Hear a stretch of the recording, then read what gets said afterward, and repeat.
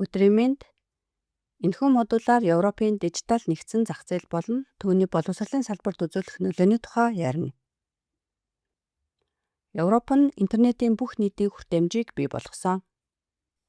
Европт геоблоклалтыг хориглодог.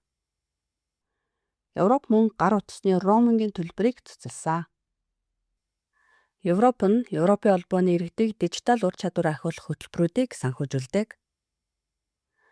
Европ нь Европ даяар иргэдийг хамгийн сайн аюулгүй интернетийн холболтоор хангах боломжийг олгодог. Европын холбооны Wi-Fi for EU санаачилга нь олон нийтийн газар үнэгүй Wi-Fi ашиглах төслийг санхүүжүүлдэг.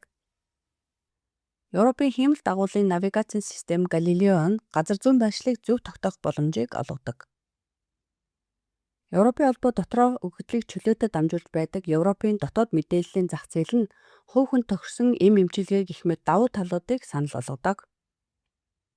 Европ нь бидний хувийн мэдээллийг хамгаалах ерөнхий журмаар хамгаалдаг. Европын дижитал зах зээлийг зохицуулахад Европын үндэс зүйлс иргэдийн үндсэн эрхийг хамгаалахад анхаарлаа хандуулдаг. Европын комисс хиймэл оюун ухаан болон дижитал хүртээмжтэй систем зэрэг дижитал технологиг шүүмжлэлтэй аюулгүй ашиглахад туслах мэдлэг, ур чадвар, хандлагын шалгуу бүхий дижитал чадамжийн хүрээг боловсруулсан.